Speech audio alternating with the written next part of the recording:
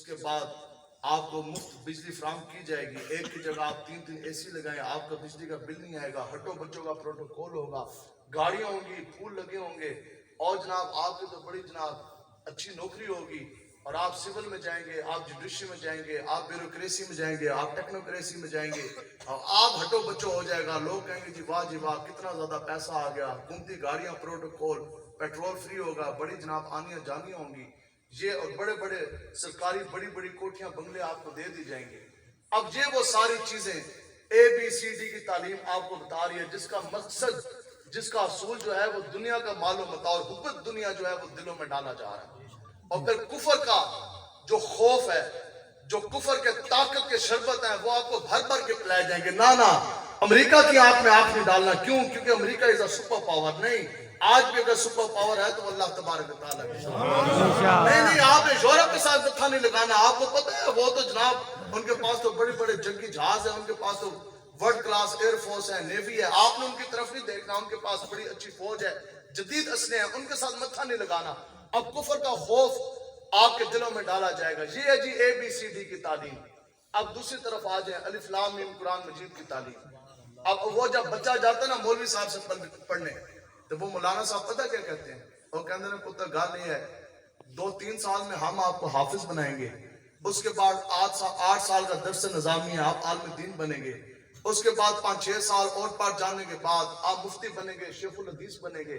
لیکن 20 سال پڑھ جانے کے بعد جب آپ اٹک یا پنڈی گھیب یا جھنگ جدوں بھی کسی واپس آؤ گے نا, تو پھر جس طرح میں آج 12,000 تنخواہ لے رہا, آپ کی بھی 12,000 تنخواہ لگے گی.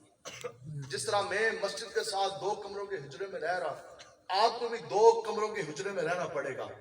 کوئی آپ کو پروٹوکول نہیں ہے, کوئی ٹھنڈی AC والی مشینیں نہیں ہیں, کوئی آپ کو پیسہ نہیں ہے, کوئی کوٹھی نہیں ہے, کوئی بنگلہ نہیں ہے. آپ کا فیوچر یہی ہے کہ 12,000 روپیہ تنخواہ ہے, چھوٹے سے حجرے کے 2 کمرے ہیں. لیکن پھر بھی لاکھوں کروڑوں ABCD پڑھنے والوں کے سامنے وہ بچہ فخری انداز میں سینہ تان کے وہ کھڑا ہوتا ہے, اور پوری دنیا کو للکار کے وہ یہ کہتا ہے کہ مجھے میرے استاذوں نے بتا دیا, قرآن و حدیث پڑھ جانے کے بعد میرے نصیب میں گاڑیاں نہیں, مال و متاع نہیں, کوٹھی بنگلے AC کی ٹھنڈی ہوائیں, مال و متاع مجھے نہیں چاہیے.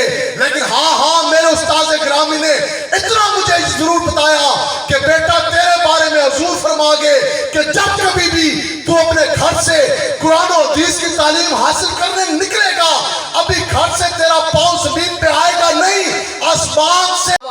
ان چیزوں کو چھوڑ کر ہم تو آئسولیٹ ہو جائیں گے, دنیا سے پیچھے رہ جائیں گے. آج تو سائنس کا دور ہے, سائنس کو چھوڑ جانے کے بعد ملک پاکستان ترقی کس طرح کرے گا؟ ہم تو ملکوں کی دور سے پیچھے رہ جائیں گے.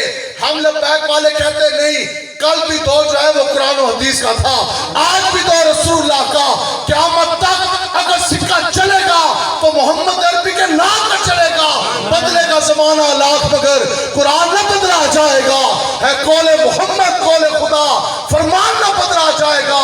کل بھی دور قرآن و حدیث کا تھا, آج بھی دور, آج بھی اگر تبدیلی آئے گی تو وہ ABCD کی وجہ سے نہیں, جب بھی تبدیلی آئے گی وہ ہمیشہ الف لام میم اور یاسین کی وجہ سے آئے گی. الف لام میم کی وجہ سے آئے گی, وہ کفریہ کتابوں سے نہیں آئے گی. جب بھی تبدیلی آئے گی وہ ہمیشہ قرآن و حدیث کی نور کی وجہ سے آئے گی. لوگ کہتے ہیں سائنس کا دور, ہم کہتے ہیں سائنس کا دور نہیں, آج بھی اگر دور ہے تو وہ حضور کا دور ہے.